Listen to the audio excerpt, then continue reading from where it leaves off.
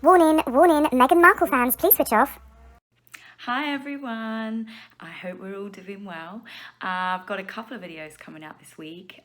This particular video is, I want to talk about a question, very important question to Meghan that she asked when she was first asking about Harry. Remember that she didn't know anything about Harry. She asked, is he kind? And I'm now beginning to think that question should have been asked by Harry, because I don't actually think that she's as nice a person as what the media and her celebrity friends keep trying to make her out to be. I'm going to go back a little bit pre-Harry. Again, these are just my thoughts, so it'd be really great to know differing opinions. If you agree with me, is there anything I might have missed out? So we're going to go back to her first marriage with Trevor. They were together, I believe, 7 years.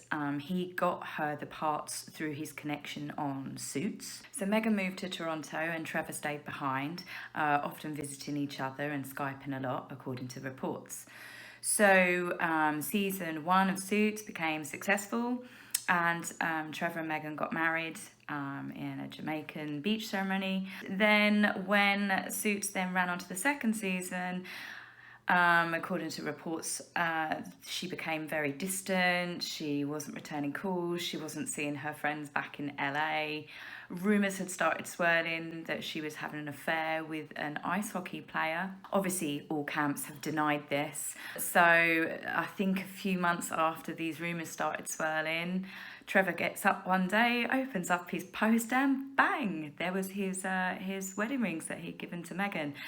Ouch! I mean, that's one way to end a marriage, isn't it? I mean, you at least think there could be a phone call or something.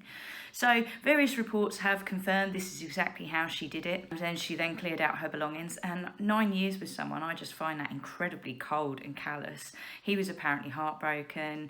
Her best friend of like 30 years, I hope I say this right, Naniki, she'd done an article in the newspapers and stuff saying that he was absolutely devastated, and no one from her marriage and time with Trevor speaks to her anymore due to the nature of the breakup, which again to me leads to the fact it wasn't just a simple breakup due to distance. Meghan had achieved the goals that she wanted. She had got that fame, she'd gained notoriety, she no longer needed Trevor, so Trevor was done. Her friends in LA, that was it, they were done. Naniki, she'd already ghosted Naniki before she came out and did that story in the newspapers, before everyone say, oh yeah, she cut her off because her friend sold a story.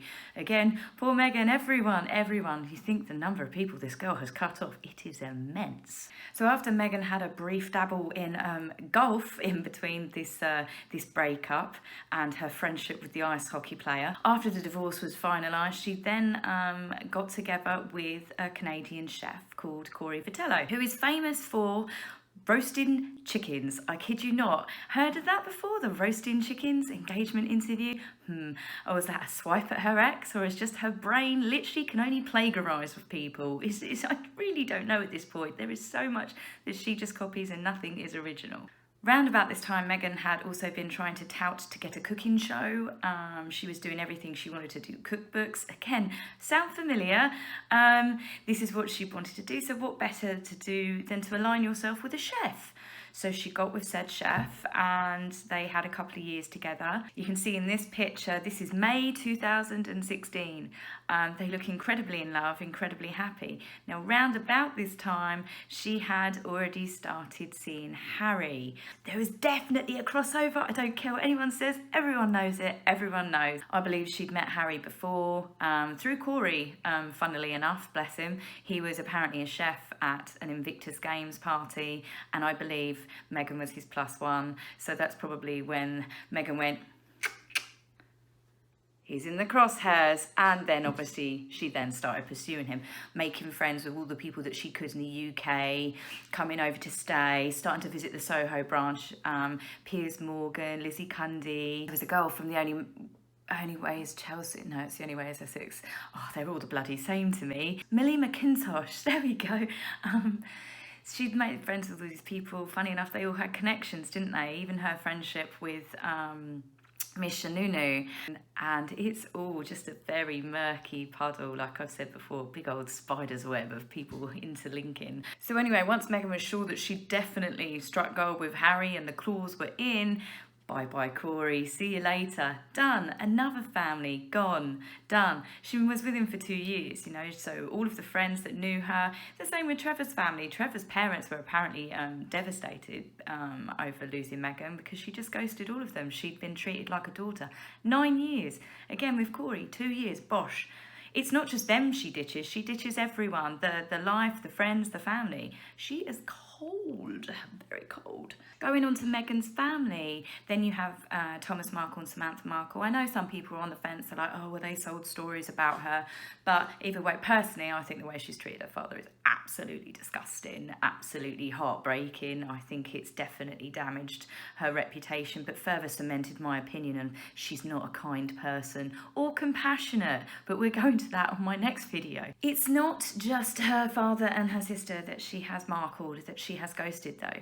When you look at the wedding, when you think about her childhood, when you look at all of this family, she has not just ghosted her dad and her sister. She had no one there. You're talking aunties, uncles, nieces, nephews, cousins, people that she grew up with. She was close to these people. There's posts on her Instagram where she was so close to her niece. Family first, eh, Megs?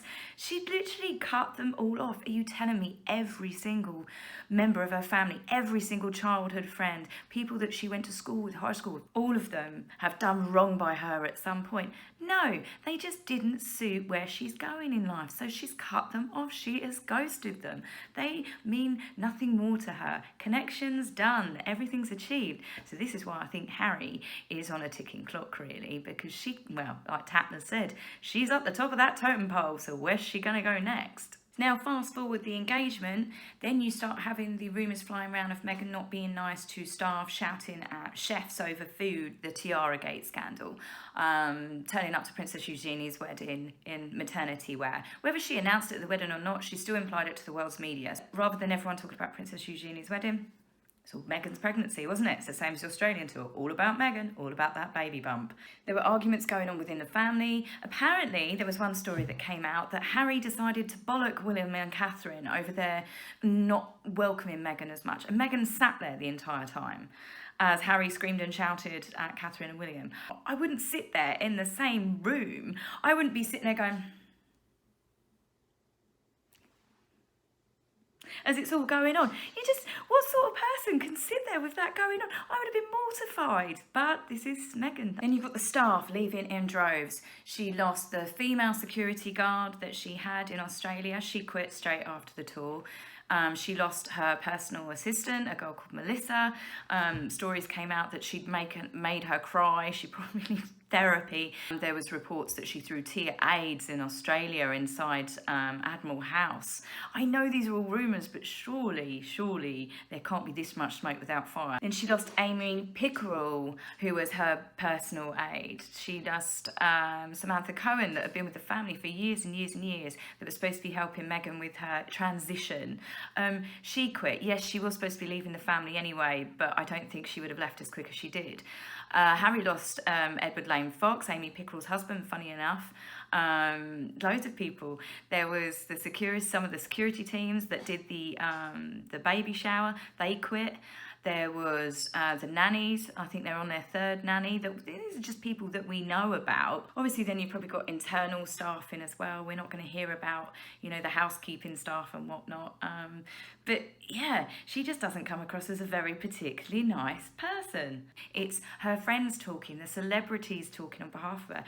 You're not doing her any favours. No one has had to come forward. You don't see celebrities all the time coming forward and praising William and Catherine and telling the world how wonderful they are. We can see that they're nice. We can see that they're genuine. I'm sorry, but not falling for it. And the public see through it. The more we see of her, the more we see of this kind, wonderful, Meghan's so gracious, Meghan's so this. We're like, nah.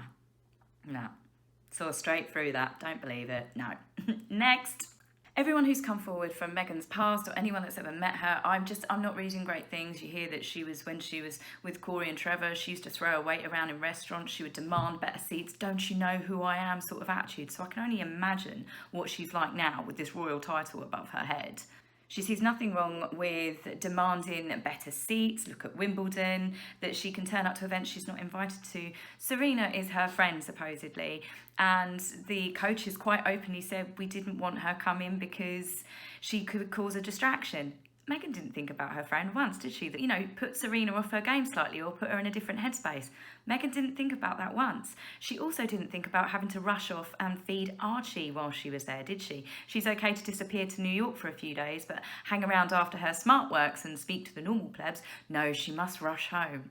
She just comes across as rude, entitled, arrogant, cold, narcissistic, and I can never ever trust anyone that can have pet dogs and ditch them, leave them behind, separate them. I'm sorry, but her dogs weren't that old. They could have travelled. She has the money where she could have flown them private jet. They could have gone on a boat. There was 1,001 ways that she could have had those dogs with her. The point is, she's cold because I never would have left my dogs behind. And if I was Serena, after seeing this picture, I wouldn't be too trusting with Meghan being alone with my husband either. Anyway, I'll be back soon. I hope you enjoyed the video, and yeah, I'll see you guys really soon. Thank you. Bye bye.